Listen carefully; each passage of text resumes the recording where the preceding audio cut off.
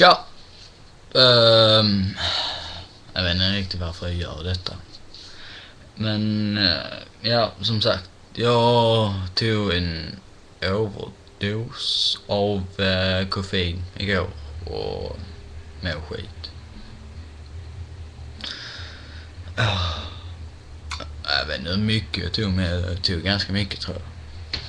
För att jag spydde igår kväll, jag spydde hela kvällen. Sen har jag inte sovit alls i natt, för jag har spytt hela natten. Och nu mår jag bara skit här på morgonen. Klockan är för övrigt 07:32.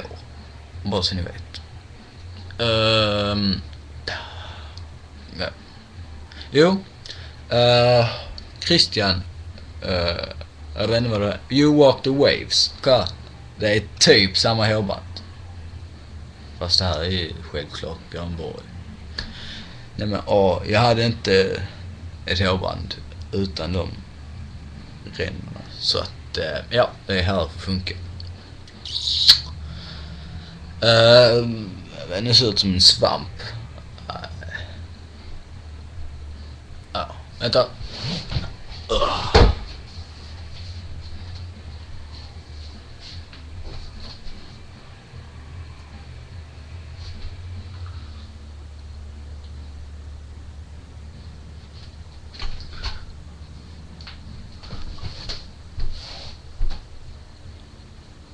Det är väl lite bättre då. Jag vet inte varför det är så puffigt där. Ja. Jag har ändå mössa på hela dagen, så det är väl lugnt. Så jävla långt där. Och fy. Alltså jag vill bara raka av skiten. Men jag är så jävla full snaggad. Men det är hur jobbigt som jävla helst.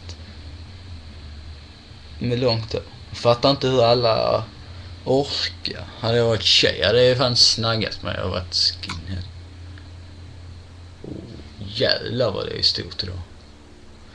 Ja, men jag har precis vaknat och jag tänkte dra till skolan nu, så att nej, det är